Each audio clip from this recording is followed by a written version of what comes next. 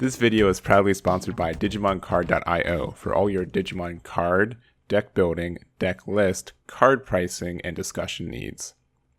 Hey everyone, Eggman here with another video, and today we have a top 16 breakdown for the 2022 Digimon Worlds event that happened this past month. Essentially how it worked is that there was a Worlds bracket where one half of the bracket was Japan, the other half was the rest of the world. They would play off based on their invitations, and then they would have a top two from each side of the bracket face at the end. So this top four here is from there. There's more than 16 people who play here, but these are just the 16 decks that they released, so I just wanted to put them all there. And as well, so there was a tiny bracket at the top four there and into the finals. And for the top four, and also it was BT11, but also security rookies were legal. Bezelmon was not, and BT11 Greymon was also at 4 copies. So in case you were wondering about that. So finalists from all over the world got to there, and the top 4 matches were recorded and streamed on their YouTube and archive there. And you might see some familiar faces and hear some familiar voices. And just real quick, thank you very much to Bandai for letting myself and DigiPanda do the commentary for it. It was such an honor for it, especially just to see some tight games and just be part of the Digimon, history. It was really, really cool. I really appreciate it, and I hope you guys enjoy the commentary and in the entire video too. So, spoilers, we know who wins, but in case you don't, right now you can go check it out. And otherwise, all these deck lists are going to be on my website, Eggman Events, and it's linked in the description there if you guys want these. So, a little bit of a weirder format, but I did want to just go over it and just kind of go over the archive the history for this event. And since this wasn't as large of an event and this is more of people choosing the deck that they want from a higher level, the top 16ish breakdown of these 16 decks are a little bit weird ratio wise, but it is very, very clear that BlackWarGreyX is still a very, very good deck type, about half of this top 16. And that's not also considering that there's one we'll talk about. It's just BlackWarGrey. It doesn't actually have X, and some of them, there's a couple that were kind of more this leaning, but I was lazy when I made this pie chart, so they're all kind of lumped there. But there are some variants there. CrossArt 2, which here's the spoiler, it did win the event. So Francisco there. One was the X7 or Cross 7 effect, Cross 7 list. My apologies, and one was the Merva list. So we'll go over both, and then we have that BlackWarGrey when we were talking about Mastemon, Grandis, Bloomlord, Examon, Machinedramon, and WarGreyX as well. So honestly, pretty diverse on this the lower end. But again, when this is an invitational, it doesn't really matter how many people play the deck to get into the. If you decided to bring, the Aosmon would probably be in this pie chart because it was somewhat something you decided for invite. So a little linear, or just kind of leaning on there. But we are going to look at the top placing deck in each archetype, pretty much every deck almost, just one of the BlackWarGreymons. And we're going to start off with the first place list. So this is Francisco from Latin America with CrossArt. And CrossArt's been one of my favorite decks in this meta. It is kind of a little bit lopsided, especially against any deck with Tamer Destruction, which BlackWarGreyX is. That is obviously getting nerfed in a little bit, and so we're gonna have to see here in our North American April meta just how strong that CrossArt can be in there. And honestly, CrossArt's really good, and it just stinks that it's been kind of put on the regulation list just because of the Ultimate Cup restrictions that we had for the month of March and everything. So I haven't played CrossArt in a bit just because we can't, but still really like the deck. I think it's going to get a strong resurgent here in BT11 in the sense of the regionals that we have this month. I think it's a deck that also benefits greatly from the mulligans just because you really need to find your tamers to really start out right. And it's especially since you're just kind of like such a stack pile deck at times. If you just have a bad opening hand, it's kind of a slow start, but if you have a good opening hand, you are off to the races. So I do like the add of the long key here too, and also running the 3Z Greymon, quite a few of these. That's the most I've ever seen in a list like this, but very strong, being able to get more consistent reduction for your cross 7 and just giving it blocker more consistently too, I think is a really good idea. The Lonky is a neat little add, and then also the Taiki, Kiriha, and Nene. So surprised no Sunrise Buster, especially since this, but you're not running that many yellow and red tamers, so it's not super impactful, but it would be nice every once in a while for a free tamer from hand. And that's pretty much it. Only 2 cross 5s, which is a little less than I normally see, but I think that's fine. And then obviously 4 of all the good boys and girls. So that is the list. Again, congratulations to Francisco for being, I'm pretty sure, our first world champion, actually, and in the very least, our 2022 world champion.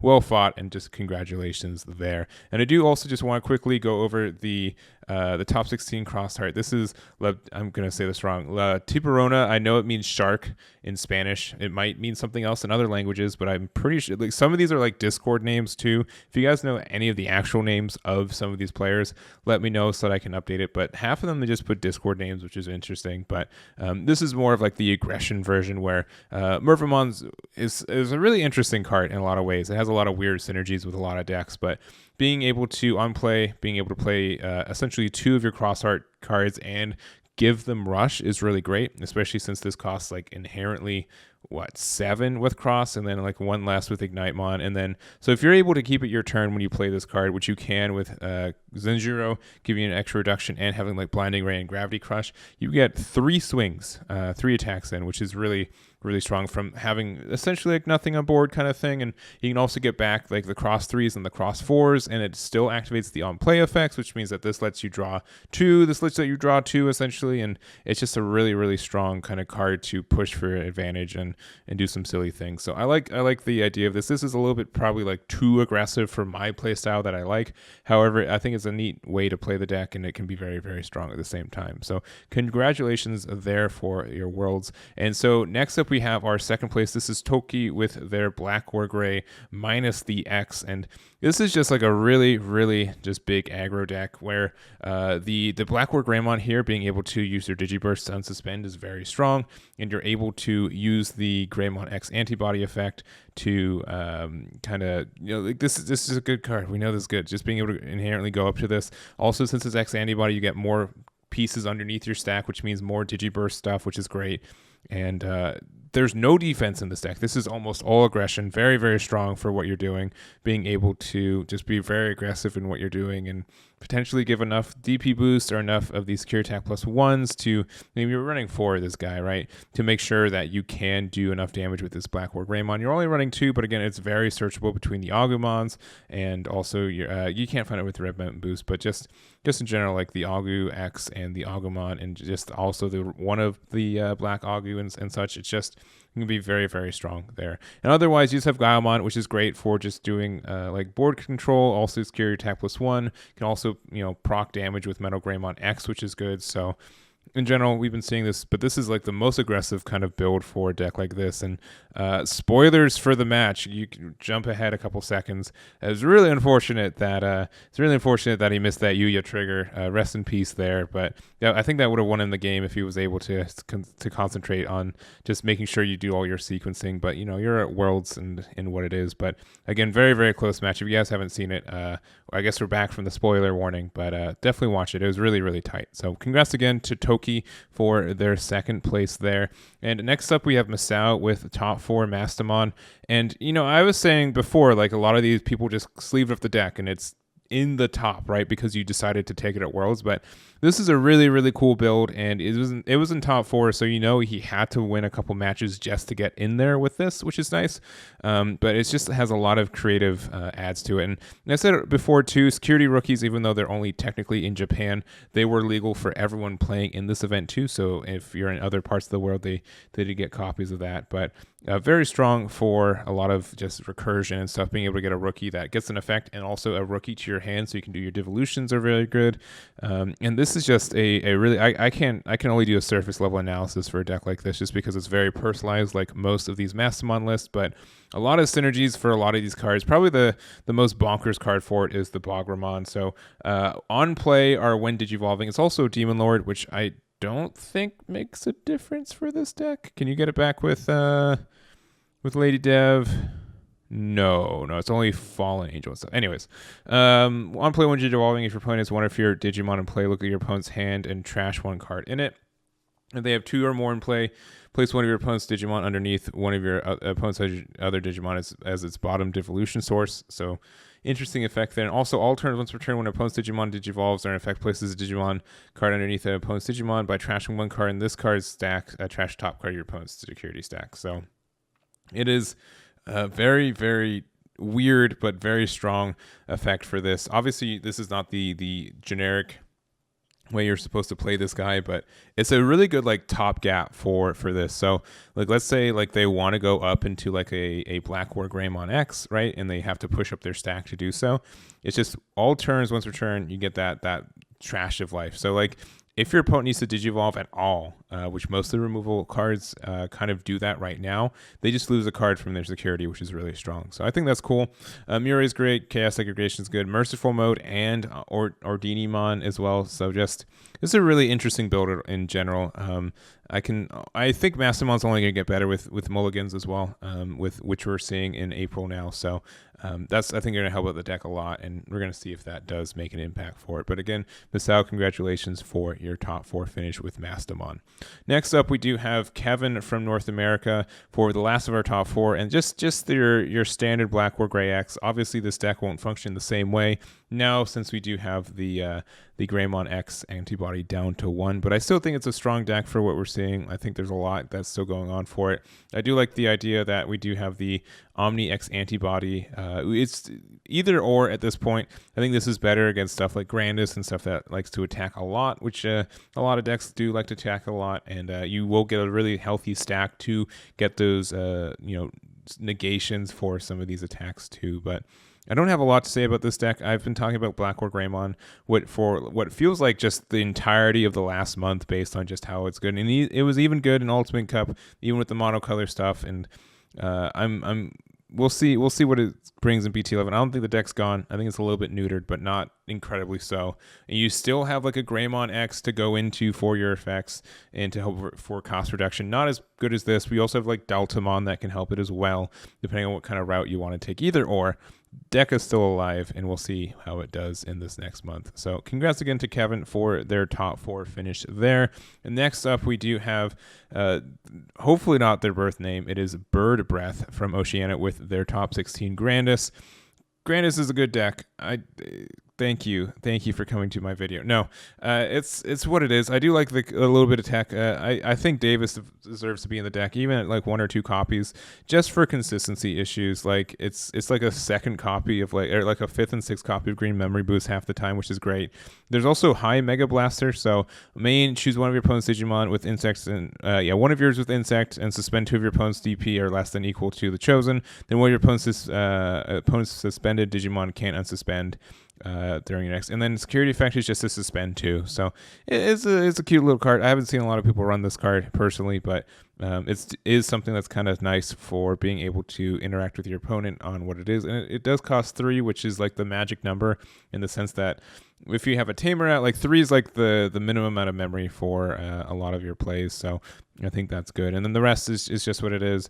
We have the Terriermons, we got the Palmamons, we got the Kukuagamons, and the rest of the chain. The decks usually, like, there's like 5 flex spots for, and his spots were the High Mega Blaster, the Davis, and the X antibody, which is the one up there. So anyways, congrats to Birdbreath for their finish. I think Grandis is just still going to be good in BT11. So it's a lottery deck, which I just don't like. It's just sometimes you win the lottery by finding your pieces and your opponent's security being trash, and it's cool, it's neat, but like competitively, I don't know, it doesn't excite me, but I think it's obviously still a good deck. So anyways, then we have from Hong Kong, Taiwan, this is Chengsun with Bloomlord, and we did see a lot of Bloomlord in our Ultimate Cup metas, just because of the monocolor restrictions and everything else. And you see, like, even this list too, even without having to need the monocolor restriction, you still do it, right? There's a reason why this deck was so good in Ultimate Cup, is because it didn't lose anything. It's just pretty much the same for what we have. It is a chunky top end of 8, but man, I really do like the spice of 1 Nidhoggmon. Sometimes this just wins you the game if you're able to resolve it correctly, which isn't too terribly hard to do. And the only kind of rough thing about this is that you have to pretty much get a chain from raising to do it, because it's going to be, you need a 2, 3, 4, and 5 for your effective Digiburst 4. And unfortunately, this is a deck that likes to go raise in the battle area by like playing one of your small bodies and then Digivolve on top of it. So that is something you have to be a little bit aware of for this card, but it's still really nice. And then again, hidden potential discovered. I think it's good. It's good. Like 2 years ago? 2 years ago, it got limited to 1, and it's still like here at 1. I'm okay with it being set to 0. We'll see if that happens. But again, congrats to Zeng with their top 16 finish there. A couple more decks. We've got Koji from Japan with his top 16 Examon. And real quick, the graphic, I believe, is incorrect. I would be very surprised if the deck list is incorrect. But the graphic shows 47 cards. It shows only one of this Quadramon, so I think that it just needed to be at 4. That's a pretty safe guess. If it changes, I'll update it, and I have it marked on the website.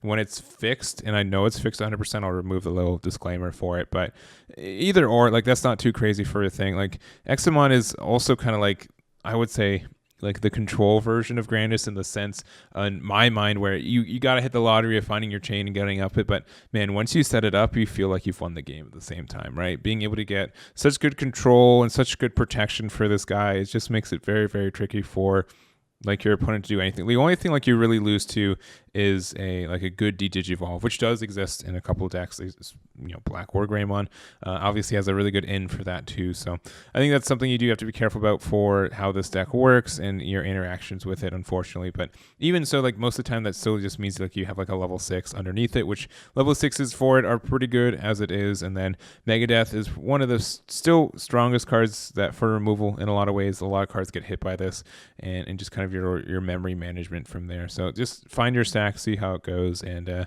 sometimes you do. So congrats to Koji on their finish there. 2 more lists. We have Bramble 2. I believe Bramble 2 for that one, but we used Machinedramon for this event. We've been seeing a good amount of Machinedramon in the Ultimate Cup meta, which is really fun to see it do kind of well there compared to it's all right in the regular BT11. It did get a lot of new tools with the inclusion of the BT11 Machinedramon, which works so very well with the EX31 as well, and we'll have to see how this kind of develops again. It does kind of lose to like BlackWarGreyX, but since if BlackWarGreyX is viable for the this future kind of meta, it's going to be a little bit slower, right? A little bit slower and a little bit less consistent, which means that there's like this line for this. It just thinks like the Digivolving does so much against this deck still, and that deck is very good at doing that in a couple ways. So we'll have to see. I do kind of like this. I've been liking this deck a little bit more, and it just feels, again, like you have to find your pieces, and you got to run a lot of one-ofs, which is fun. At the same time, like it makes the deck unique every time you play it, but also can be very frustrating when you don't find the one of the card that you need, which kind of stinks too. But anyways, Bramble, thank you for your top 16 finish there. And to wrap it all up, we do have Agustempo from Latin America with this WarGreyX, and again, most over half the decks in this top 16 were using this card at 4, right? Which, if multiple archetypes can use it and with success, I think that's a little bit concerning, and it's obviously being set to 1. But this is obviously WarGreyX is like the more aggressive build, and we did see like the BlackWarGreyX be, or not just the regular BlackWarGrey be one of the decks that were able to do the same thing. But this one being able to remove cards from security and be a little bit more aggressive in that sense. And like when you find this chain, you just go up, you go off, and you get to do some really strong stuff for it as well. But I don't have a lot to say about this deck. Mostly it's just you add the cards with Greymon and Agumon in their name, and you got a good list here. So and then you got your cool boys X antibodies, which again this list does kind of use those, and I don't have really much more to say to that. I'm very tired. It's very late here. So I'm going to wrap up this video. Thank you guys so much for watching. I really do appreciate it. Again, big congrats to all of our world finishers, including our first place, our world champion, Francisco from Latin America. And again, thank you so much to Bandai for not only providing the list, but also giving myself and DigiPanda the opportunity to do the commentary for it. It was really, really an honor. It was a really cool thing I could be a part of, and I really do appreciate it. So thank you guys so much for watching again, and I'll catch you all next time.